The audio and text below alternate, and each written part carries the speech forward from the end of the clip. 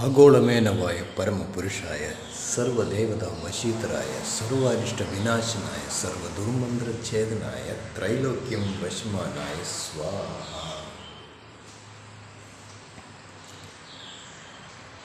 എല്ലാം ഓർമ്മയിലാണ്. ഓർമ്മശക്തി കൊണ്ടാണ് മനുഷ്യർ ജീവിക്കുന്നതും നയിക്കുന്നതും അവരവരുടെ ജീവിതത്തെ.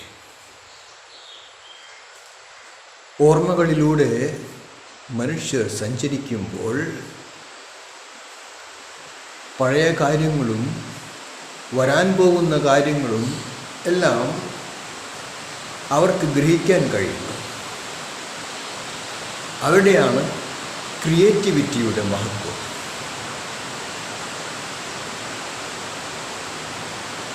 ആൻസിസ്റ്റേഴ്സിനെ കുറിച്ച് ഓർക്കാത്തവരായിട്ട് ആരുമില്ല. യഥാർത്ഥം അച്ഛനമ്മമാരെയും അവരവരുടെ സഹോദരന്മാരെയും സഹോദരിമാരെയും ഓർക്കാത്തവരായി ആരും ഏതെങ്കിലും വിധത്തിൽ. അതെല്ലാം സൂചിപ്പിക്കുന്നത് DNA-യുടെ മഹത്വവും എല്ലാവർക്കും അവരവരുടേതായിട്ടുള്ള വൈബ്രേഷൻസ്,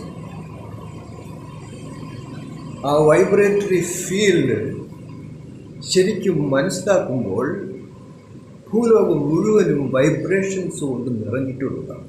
അവിടെ ഓർമ്മശക്തിയാൽ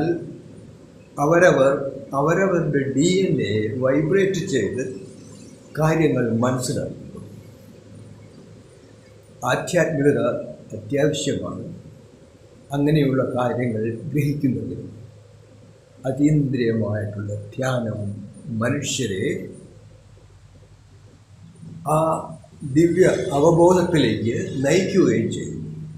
ധ്യാനാത്മകമാണ് ജീവിതം. ഓർമ്മശക്തിയിലൂടെ ധ്യാനം പ്രാവർത്തികമാകും. ഹൃദയശക്തിയിലൂടെ ശരീരവും മനസ്സും ബുദ്ധിയും ശുദ്ധമാകും.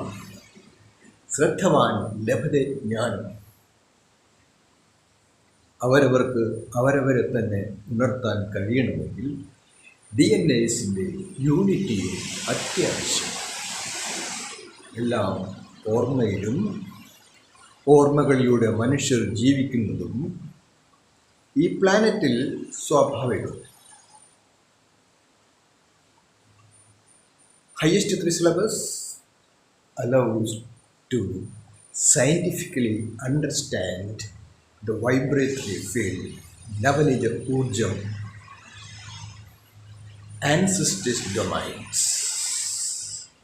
Left you all, messengers of yogic love.